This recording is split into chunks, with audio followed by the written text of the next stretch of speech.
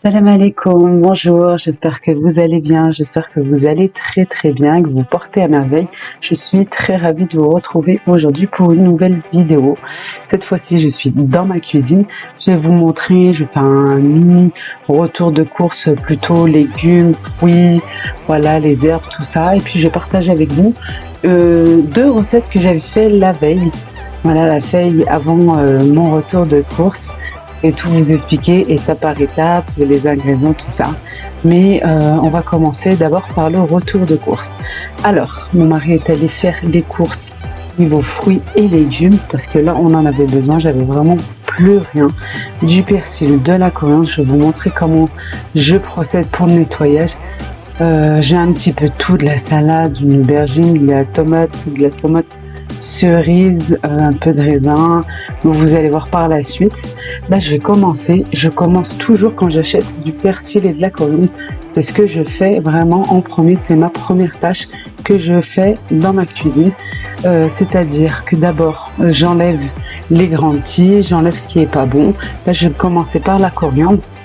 Voilà, je vois s'il y a quelque chose à l'intérieur ou pas. Je mets ma coriandre dans un saladier avec de l'eau. Là, je vais venir tremper. C'est pour ça que je commence par les herbes tout d'abord, parce que je les laisse tremper et je vais faire ça 2 à 3 fois jusqu'à ce que l'eau soit bien claire. Voilà. Ensuite, je vais procéder maintenant au rangement de mes fruits et de mes légumes. Je commence par les tomates grappes. Voilà, là c'est la saison, on en profite avant que ça devienne encore super cher. Les tomates sont assez chères ici en France, mais ça va, on en trouve. Le moins cher, je crois, c'est très souvent, c'est chez, de ce que je vois moi, c'est chez Auchan, mais là, non, là, c'était chez un primeur. Voilà, tomate cerise que je mets ensemble dans les petits bacs. Vous me connaissez maintenant. Les bacs viennent du Maroc et ils les ont mis à Lidl dernièrement. Il y a, je crois, un mois maintenant, un mois et demi. Vous pouvez peut-être les trouver sur internet, je ne sais pas. En tout cas, ils viennent de là-bas, ils viennent du Maroc. Je mets d'abord en fait sur le fond, bien sûr, après les avoir nettoyés, je mets une feuille de papier absorbant que je plie en deux et pour pouvoir absorber l'humidité des fruits et des légumes. Ça, c'est ce que je fais depuis vraiment des années et des années. Même à l'époque, quand j'avais pas de bac comme ceci, que j'avais juste mon grand bac à fruits et à légumes de mon frigo, j'ai toujours mis du papier absorbant. Voilà, et ça fonctionne vraiment. Ça permet d'avoir des fruits qui restent beaucoup plus frais pendant très longtemps, plus longtemps que d'habitude. Voilà, je vais ranger mes fruits, les pommes, parce que les pommes et les poires, parce qu'elles sont pas encore mûres. Voilà, et là je vous montre en fait. Vraiment très joli, parce que comme j'ai un grand bac à légumes, c'est ce que je voulais vraiment depuis le départ, et ça je l'ai maintenant depuis l'année dernière quand je suis partie au Maroc. Vraiment, ça fait 1 an et je regrette pas. Tout est bien aligné, tout est bien, voilà, séparé, et ça se conserve beaucoup plus vite que d'habitude. Maintenant, je retourne à mes herbes.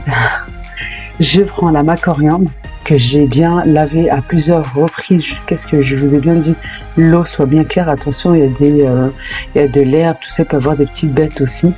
Je le fais vraiment 3-4 fois, même plus s'il le faut, jusqu'à ce que l'eau soit bien claire. J'essore à l'essoreuse à salade pour aller plus vite. Voilà.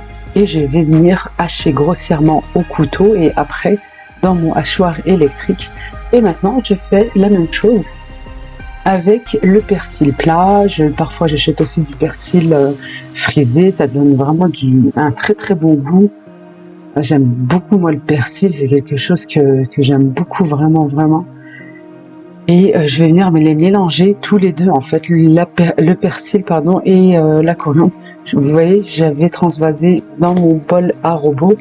Et là, que j'ai retransvasé dans ma boîte de chez Action et que maintenant, je vais mettre au congélateur. Je voulais vous montrer quelque chose, en fait, c'est les verres que j'utilise souvent. Très souvent pour les recettes, surtout pour les gâteaux ou les pâtes à pain, tout ça. Souvent j'utilise en fait des verres. Je vous dis, voilà, ce verre il mesure 150 ml ou 150 ou 100 grammes, tout ça. C'est ces verres là très costauds et qui viennent du Maroc, qui viennent de chez Marjan. Là, c'est la veille. Au lieu de faire le lendemain, moi j'ai fait la veille. La veille pour le repas de midi, en fait, j'ai fait un gratin, voilà. Et par la suite, vous allez voir aussi des pilons de poulet. Gratin simple, basique, vraiment très très simple, avec des pommes de terre et des courgettes. J'avais des courgettes, je me suis dit bah, je vais les inclure dedans. Et puis ça nous fait manger des bons légumes et surtout pour nos enfants, c'est la santé, c'est très très important. Bien les couper en rondelles comme ceci. Bien sûr, vous pouvez utiliser une mandoline, hein, surtout pour les pommes de terre là qui vont venir juste après.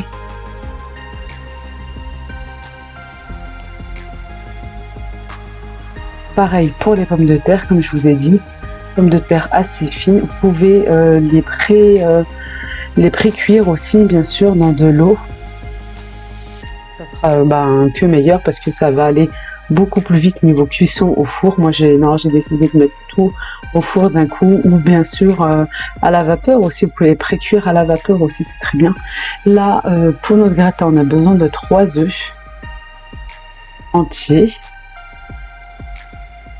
Je vais mettre 500 g de fromage blanc. Le fromage à raclette, non, c'est pas la saison. Pas maintenant. On n'est pas encore au mois de décembre, on n'est pas encore à la neige et à la montagne. Vous pouvez remplacer le fromage blanc par bien sûr de la crème liquide, la crème fraîche, ou même à défaut mettre des yaourts nature. Et oui, vous pouvez vraiment, ça fonctionne. Et ma maman, c'est ce qu'elle fait quand elle n'a pas de crème fraîche ou de fromage blanc. Et je vous jure, c'est une vraie tuerie avec. Là, pour liquéfier un petit peu, je rajoute du lait. Et je viens mélanger au fouet. Au début, je ne sais pas si vous avez vu, j'utilise une cuillère, mais c'est meilleur au fouet. Pas avoir de grumeaux, tout ça. Et puis je vais saler, poivrer tout simplement. Vous pouvez mettre un petit peu d'ail en poudre aussi si vous voulez, du persil, de la coriandre. Moi, comme je vous ai dit, c'était la veille avant mon retour de course fruits et légumes. Ça veut dire je n'avais pas de fruits encore, je n'avais pas de légumes, c'est-à-dire pas de persil, pas de coriandre. Puis vous pouvez constater aussi que ma corbeille était vraiment vide. Je viens bien mélanger le tout et puis je vais utiliser un moule qui va au four comme vous voulez, rond, carré, rectangle, vraiment celui que vous avez à la maison. Je vais mettre d'abord une couche de pommes de terre, un peu de crème, on mélange, après une couche de courgettes. Là, c'était en plus des petites courgettes assez fines, petites et fines, et c'est vrai qu'elles avaient vraiment un goût vraiment bien sucré, c'était super bon. Je remets une petite couche.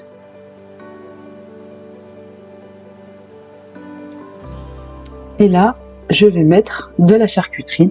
Alors, c'est vraiment pas obligé, vous voulez, vous en mettez, vous en avez, vous pouvez en mettre.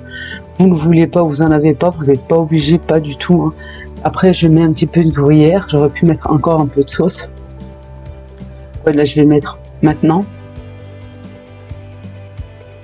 Et je vous dis, à la charcuterie, vous n'êtes pas obligé, vous pouvez mettre du thon aussi, ça peut être pas mal, hein. Vous pouvez mettre vraiment ce que vous voulez, si vous avez, je sais pas, du blanc de poulet, tout ça, que vous voulez faire cuire à la poêle avec un peu d'oignon, ça peut être sympa aussi, avec des herbes, un peu d'épices, vous pouvez vraiment, ça donne plus de goût et ça fait un plat complet. Je mets une autre couche de pommes de terre, un peu de crème, des courgettes. Je remets de la crème. Moi, j'aime bien mettre de la crème en fait. Vraiment, entre chaque couche, je préfère que mettre à la fin. Non, je préfère vraiment entre chaque couche, je trouve que c'est meilleur. Un peu de gruyère de temps en temps. Allez, on parsème un petit peu comme ça. Et je finis par les pommes de terre.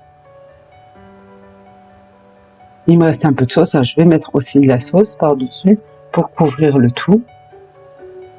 Mais avec la quantité que moi j'ai mis de légumes, voilà, 3 œufs, 500 g de fromage blanc, ou à défaut de la crème liquide, la crème fraîche épaisse comme vous voulez, ou l'un ou l'autre, ou à défaut des yaourts nature, vous en mettez 3 ou 4 en fonction de vos légumes, la quantité de légumes. Voilà. Et je vais mettre du gruyère. Niveau cuisson, alors comme moi j'ai pas préchauffé, j'ai pas précuit pardon, pas du tout mes légumes, je vais faire cuire mon gratin au bain-marie. C'est-à-dire, je prends une plaque, je mets mon moule par-dessus et je vais mettre de l'eau bien bouillante. Voilà, tout simplement. Au bain-marie, comme vous connaissez le bain-marie normal pour faire fondre le chocolat, c'est exactement la même chose. Faites attention par contre, ne pas vous brûler avec l'eau, tout ça. Faites-le vraiment plutôt près de votre four. Et pour bien faire cuire mes légumes, je recouvre d'une feuille de papier sulfurisé. Maintenant, je vais m'attaquer au pilon de poulet. Voilà, moi j'ai enlevé la peau, je préfère. Je prends un oignon, je le coupe en lamelles, comme ceci.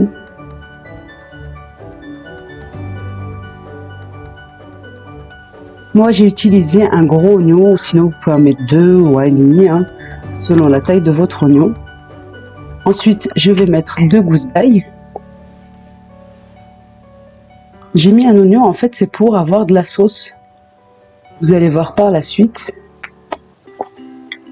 pour pouvoir un petit peu saucer. Et puis ça donne du goût tout simplement. Je vais mettre du sel.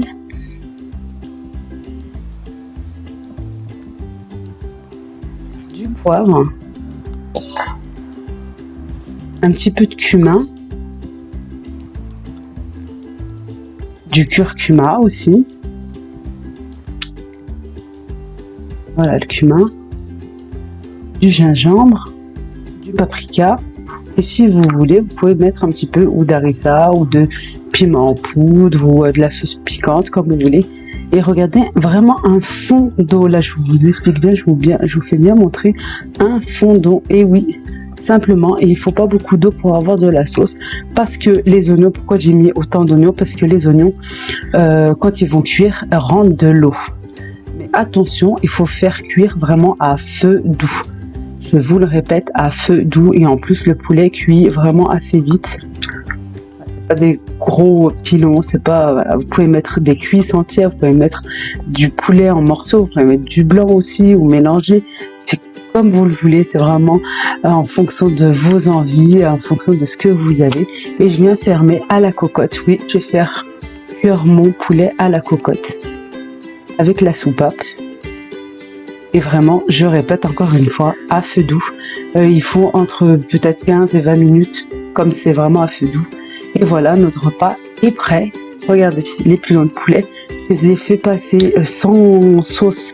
Vraiment juste la viande, un petit peu au four avec un petit peu de beurre sur le dessus, histoire de bien les faire dorer. Regardez ma sauce, j'ai pas rajouté une goutte d'eau. Je vous le promets, je n'ai pas rajouté une goutte d'eau. Voilà, le secret, c'est de faire cuire à feu doux, je me répète encore et encore. Et voilà notre déjeuner qu'on avait ce jour-là, avec le bon gratin et de la salade. J'espère que cette vidéo vous a plu. Si c'est le cas, n'oubliez pas le petit pouce. Venez me voir sur Instagram et n'oubliez pas de vous abonner si ce n'est pas encore fait. Ça me fait énormément plaisir. Prenez bien soin de vous et à très vite pour une prochaine vidéo. Gros bisous, à bientôt.